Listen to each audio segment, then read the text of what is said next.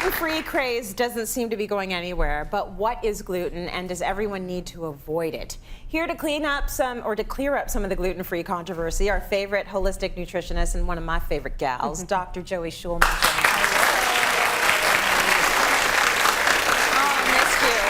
Listen, you have been through some scary times with your daughter, and I think we should start there because she is a part of this story and a part of how you sort of found out a little bit more about celiac. So it's interesting because I've always been gluten-free in practice, but last fall, Faith started to get very tired. Dizzy. Now, keep in mind that this was a girl who was the fastest in her class, doing monkey bars, and she was great in dance. Yes. And we started to notice weight loss. And we started to notice she couldn't keep her eyes open in the car. And on Christmas Eve, we were at my sister's house. The whole family was there. Yeah.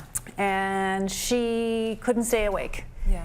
And I said, we play a game, what would you rather, what would you rather? And I said to her, what would you rather? Would you rather do arts and crafts or would you rather do climbing trees? Because the whole family was together and she just couldn't participate. So I was trying to take her mind off of it. Right. And she said, well, Mama, I don't have the strength to climb trees anymore.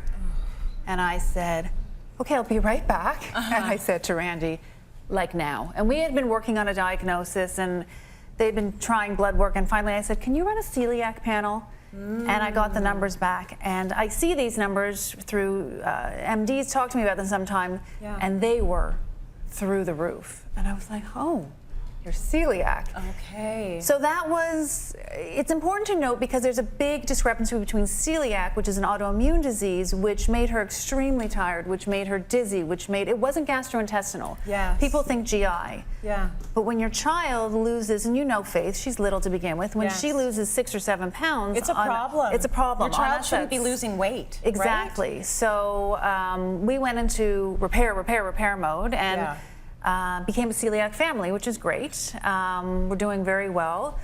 But people say, well, why? What happened? Well, that is the big question because Faith probably has it in her genetic predisposition. Okay. Faith got food poisoning. Okay. Most people get food poisoning and recover. Faith, that was the start of it for us. And it can be puberty, it can be food poisoning, it can be a virus, a bacteria, or it can be nothing. But the symptoms are important to pay attention to because hers were neurological. She was out of school for more time than she was in school for a certain time last year. Wow. I just didn't talk about it because I couldn't, but I can talk about it now because she's doing so much better. Yeah. But that was our experience. Now, celiac disease is an autoimmune disease where Faith's body or celiac's body attacks the gluten. And gluten is in everything. Oh, so everything in the body is aiming towards the gluten, which is why you don't want gluten in your body because you're going to give them a target. It attacks it, and it destroys what's called your microvilli. Okay. And your microvilli are little finger-like projections in your intestinal tract that absorb your nutrients. Oh, okay. So if they're all gone, I had a child with malabsorption syndrome because she couldn't absorb anything. So you have to remove the invader in order for the intestinal villi to heal. Interesting. But we're now in cross-contamination land, meaning we have to have 2 separate toasters. We have to have 2 separate knives. Like She can have any gluten. Not a drop. Not a drop. Not a drop. And when we did by accident, it wasn't Randy's fault, but by accident, she had a little drop. He took her out because he wanted to get her to have something, you know, and they said the teriyaki was gluten-free, but it wasn't. Yeah. We ended up in sick kids. Wow. So, so she's fine now. This is different. She's fine now. I know she is because there's no way you'd be talking about it if she wasn't. And I said off camera, you're the only one I would do this interview with. Oh, you're so sweet. But she is fine now. But it's important to know because there's a lot of talk about gluten sensitivity and celiac disease. So celiac disease is an autoimmune disease. And it is a different sort of approach than gluten sensitive. And a lot of people are gluten sensitive. And what does it mean if you're gluten sensitive? You're not going to the hospital probably, but maybe are you having a GI problem if you're gluten sensitive? You can have foods such as the cookies or the breads or the cereal, and you can feel bloated, you can feel food fog, you can feel tired, you can still be symptomatic. Now, when you take that gluten out, which can be in all of these foods, I mean, gluten's in everything, Trace. It can be in soup, it can be in soy sauce, it can be in toothpaste.